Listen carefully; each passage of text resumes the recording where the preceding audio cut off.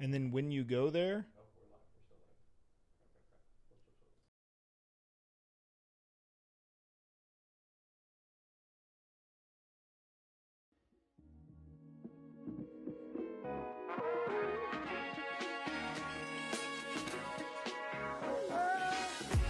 welcome to the beautiful city of Athens, the gateway to the Tennessee Valley, a city rooted in deep community relationships and built on a rich tradition of small local business and the very best of the human spirit.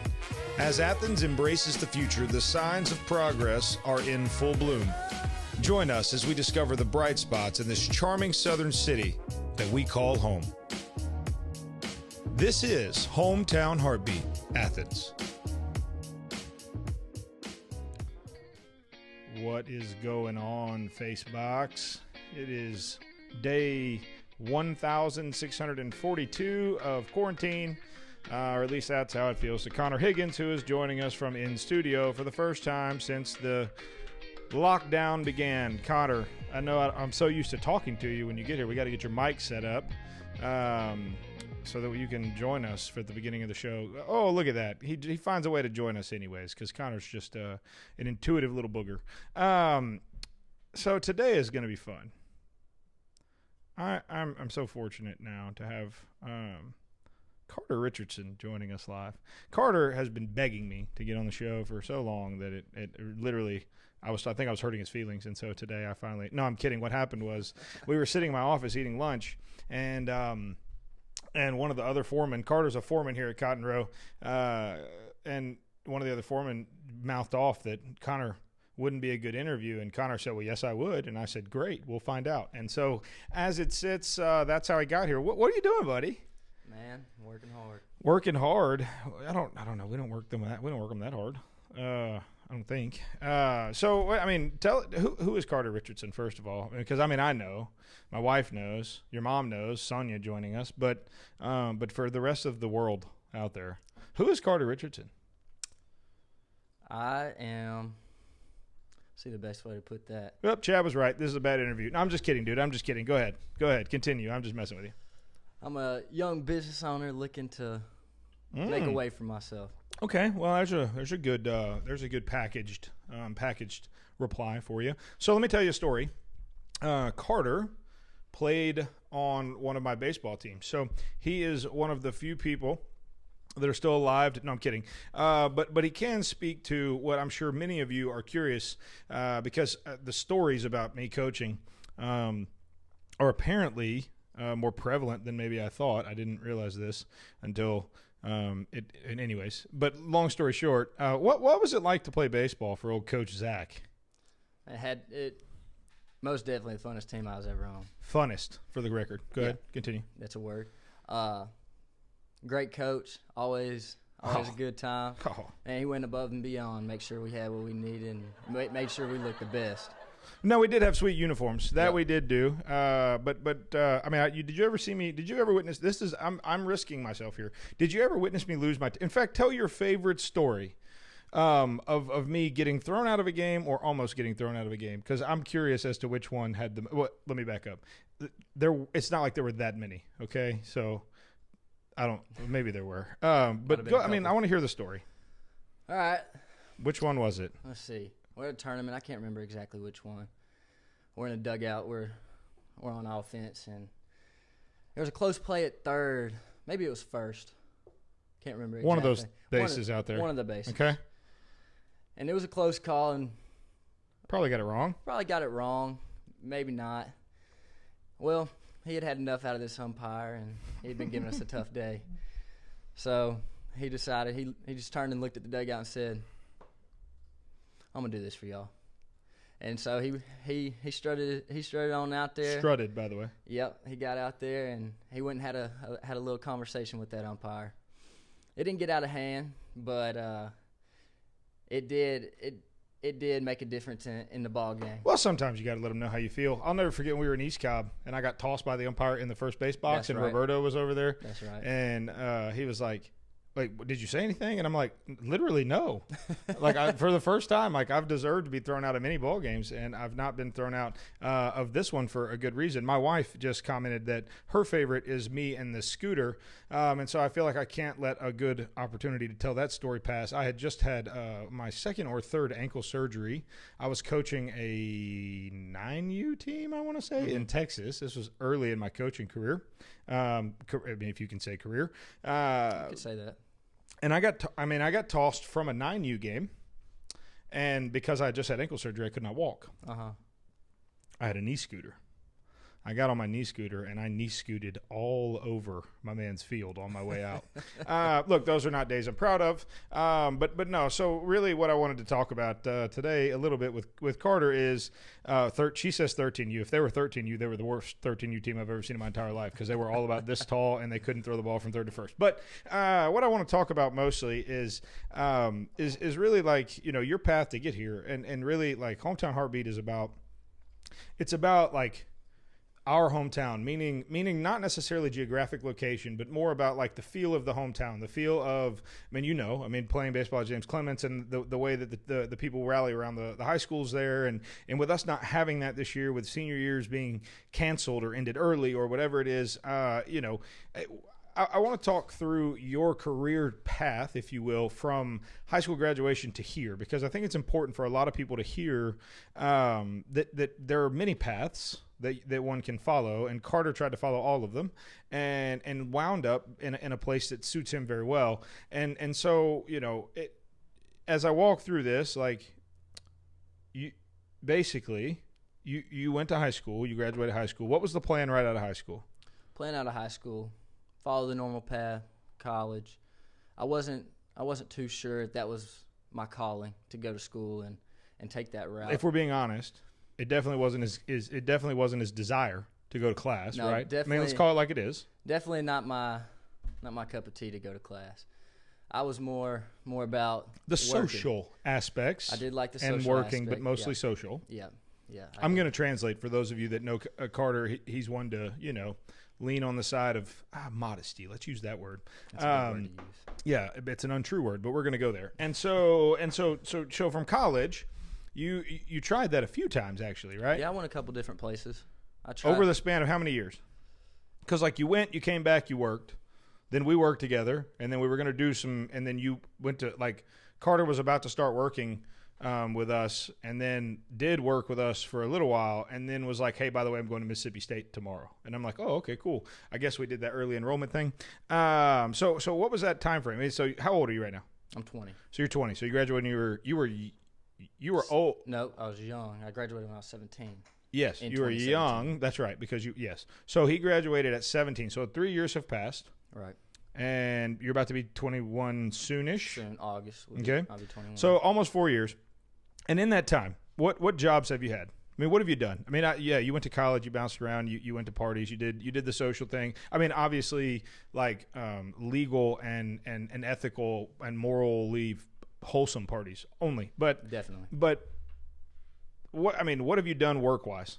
Work-wise, well, since I can remember, since I was about 15, I've been cutting grass and doing lawn care, landscaping, and I've done that for, I guess, about 5 years. From there I went. That slows down, lawn care season. That's a summer job. So, is it? I mean, to a certain degree. Is that how that works? Grass doesn't grow in the when winter. You're growing, no, it doesn't.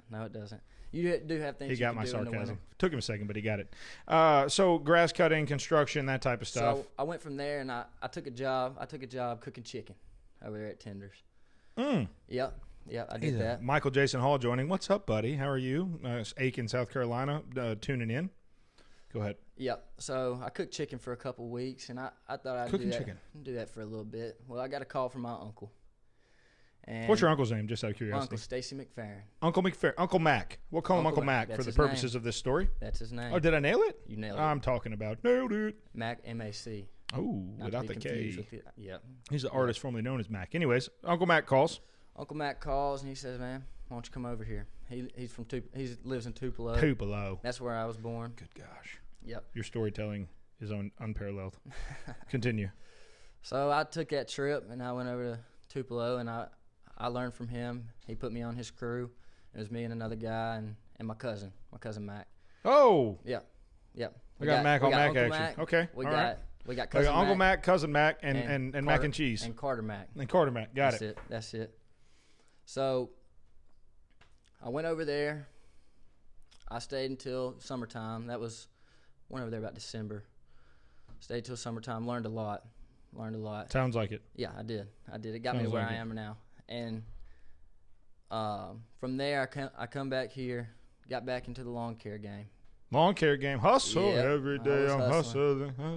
We hit it off. Business grew. We was working 12 hours a day. Boom.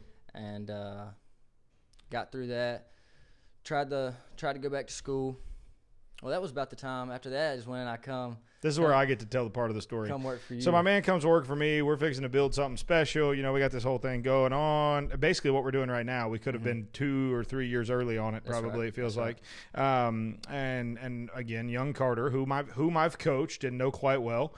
Carter is a lot of characteristics about him that are very much like me when I was his age. Unfortunately, in a lot of ways, but.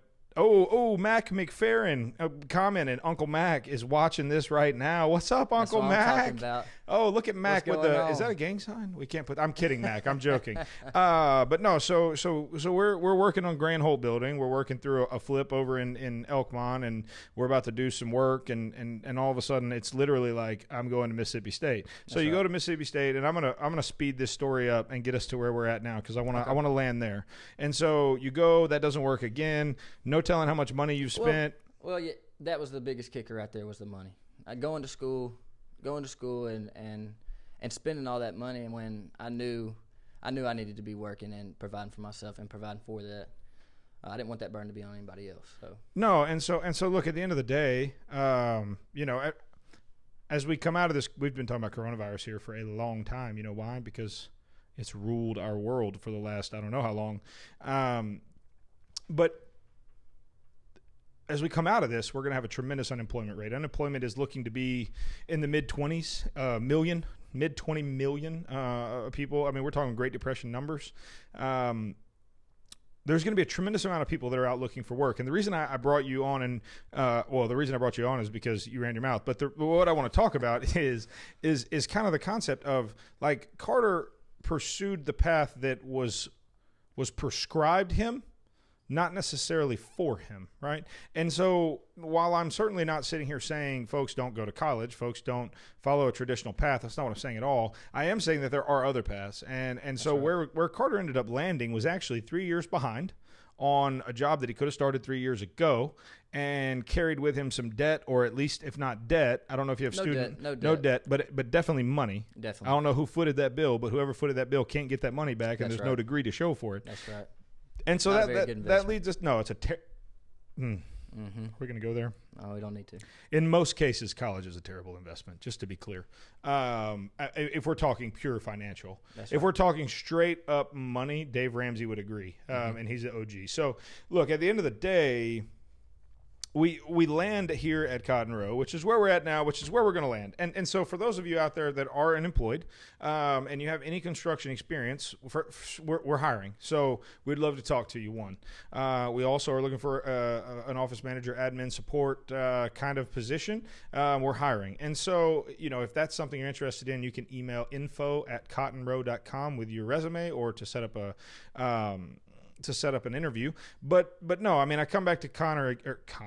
You asked me. There it is. Time number one. Connor's to my left, Carter's to my right. But Carter's path took him in a roundabout way right back to where he started. And so I have, a simple question for you. Like, what advice do you have for young kids? I mean, right now, these kids are trying to deal with, like, senior year just got canceled, no football, whatever, fill in the blank. They're about to make big decisions, or they already have. Some of them are out and working, whatever. But, like, what would you, if you had to do it all over again, would you still go to school? Not a day. Why? Actually, I take that back. The one he class, would go 2 days. That's what he would go. I would go 2 days. No. The one class I took from was a vocational class. a vocabulary class, vocational class, speech class, something like that. Okay, so hold on a minute. Let's break this down. Not to be the grammar Nazi. My wife's going to be so mad because she is the grammar Nazi. But vocational would mean job training. Okay, Vocabulary would mean English language. That's what I'm talking about. Okay. So vocab class. So my man went to college to take third grade vocabulary. Basically thought it was a joke, which it kind of was, but the teacher was great. I can't wait to hear the end of this story. The Okay. punchline's going to be good. Bring it. Learned a lot of life experience through that, and not just through that class, but I basically learned that if anything, the main thing about college is learning how to talk to people and have conversation, educated conversation. You know what I'm saying? So that is where we will land, and we will stay for the rest of the day. And before I let Carter's got to go, and so I'm going to let Carter go, and we'll come in here to a tight shot. Carter, really, truly, I appreciate you joining me, man. I know I put you on the spot today, and look, for those of you out there watching, like, I know that there's not a ton of people that tune into this live. And that's the case with most Facebook videos. Unless you're a celebrity or a church, the odds are people don't watch this ton live. But what they do watch is replays, and so it's very intimidating the first time you do this. Definitely. I'm going to make him do this on a regular basis, and so he will get good at it. And then you'll see the real Carter. It takes 3 or 4 times to get through people's exterior, because honestly, this is an odd thing for a lot of people to do. Fortunately, I was built to talk to walls, and that didn't talk back. It doesn't bother me at all. So, Carter, appreciate you for joining us. We're going to dive into what you just said, but I know you got some work to take care of. So thank you we'll do a coronavirus fist bump and then sanitize for safety. Definitely. But no, so we'll come in tight here.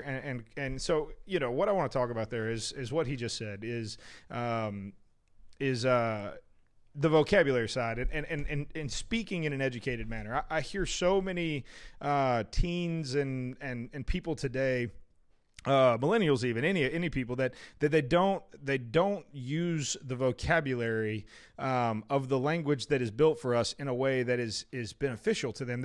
There's slang words. There's let's get turnt, bro, or whatever, stupid things like that aren't even in the and as an employer, let me tell you that those are the classes that matter. Honestly, your business 101 class is irrelevant. Okay. Your history class is important if you're going to be a history teacher, I guess, unless it's constitutional history. But outside of that, folks, what really builds people and builds employees is the English language, the extracurriculars, the sports. How can you be coached? How do you respond? How do you speak? How do you present yourself? How do you look? And that's not talking about body characteristics. That's talking about how do you present yourself, right? And so at the end of the day, Carter took this long path around this big circle that led him right back to where he started. Again, not advocating here that college is the wrong path for anybody, certainly, but in his situation, it made a ton of sense for him to pursue vocational training, and he used that word accidentally, and it's exactly what he meant. Vocationally, he knew what he wanted to do, and all the time that he spent, time and money that he spent pursuing anything other than that was a waste of time, outside of the one thing he took away, which was vocabulary class. Folks, that blows my mind. That was not planned. In fact, I never have a plan. And if you've watched any of the show, you know that by now. And so at the end of the day, like, what matters in life is so much more than what you're told matters, probably.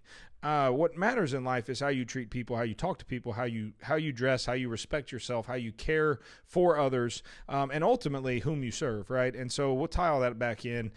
Look, it's Friday afternoon. It's been a long week. We're going to cut this one a little short today, but I did want to leave you with that thought, and the thought is that everything I just talked about will take shape based on the last thing, based on whom you serve, right? And so it's one of these things where